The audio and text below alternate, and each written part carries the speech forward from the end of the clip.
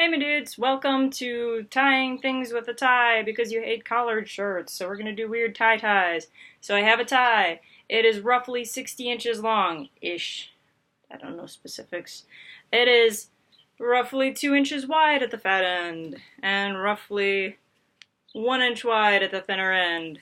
So for this one, we are going to make a necklace. And I'll show you what the necklace looks like just as soon as I'm done with it. Realized in retrospect I could have prepped one earlier. You're going to fold this tie roughly in half, so make the ends meet. Here's the other side. If you want, you can offset a little lot. It's fine.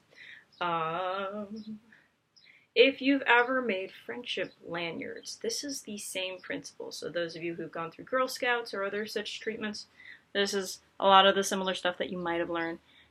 Take your tie, and as it happens, we are also going to start by folding it over. See how I started it? Fold it over at a 90-degree angle so that it goes out like this. Doesn't matter on specifics. Now, on either of these edges, take a look, and you see the one that is being overlapped? That's where we're going to fold up first. So take your tie, and then cross it over the front of that. We want it on that side that does overlap. See how this doesn't overlap? No good. Or if you wanted to start it on the other side, see which one overlaps? Ah, there is the overlap. So you would fold it over the one that overlaps. So we're going to start on this side. Fold it over the one that overlaps. Which one is that? That's this side. Fold it over.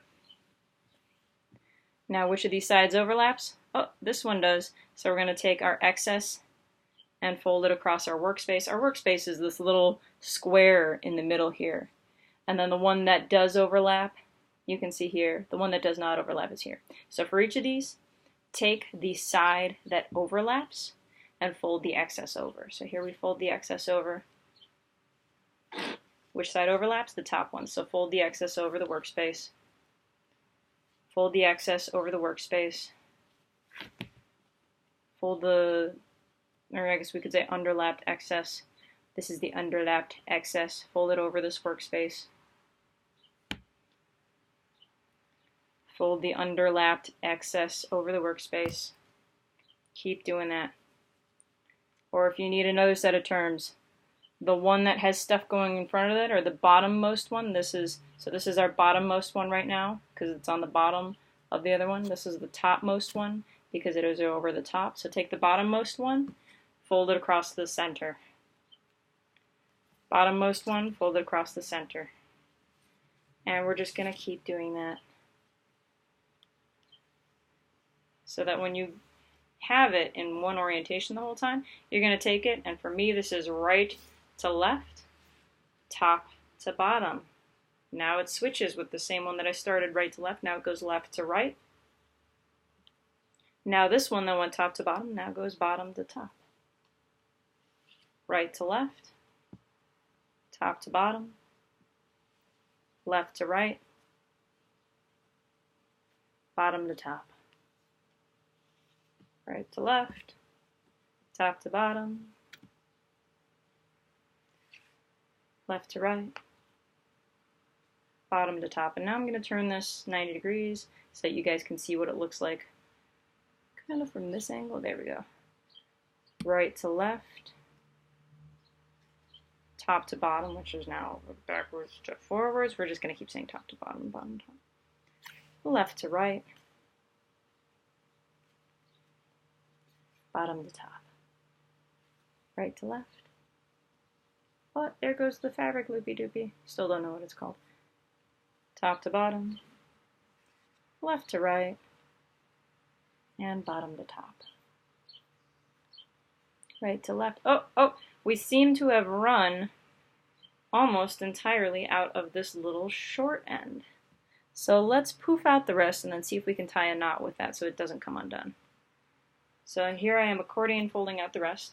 I have held this end where I just finished quite tightly, and then I've let the rest naturally unravel. And if you put it around your neck, you see it has quite a lovely look to it, if I do say so myself.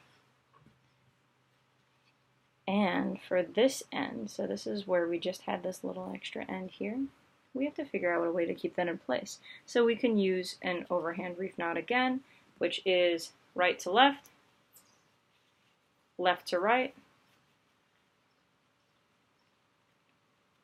We could use a pin to hold it in place. That's what it looks like with an overhand knot. Here's the two little ends sticking out afterwards. So now you've got one long thing that happens to have these convenient little loops that you can tuck stuff into. So let's put it around our necks. And then I've got all of this extra that I could either learn to weave so that we don't have extra, or I very conveniently go, oh, I can loop it through my right side here. And what do we do with all this extra? Well, either you can leave it down and pretend it's a very, very short tie. You can weave it back into the right side, or over to the right side, I should say, so that it goes like that. You can double it back to the left side from whence it came. Maybe we tuck it into there. You'll get the hang of it. A lot of these I might like to make sure that they're a little bit on the loose side, because I'm one of those people who's paranoid about a tie choking me. So if we pull on it really hard, it comes undone. Alright, that was today's episode of ties that aren't technically ties because we hate collared shirts. And next episode will be rows with a spun center. Thanks and take care.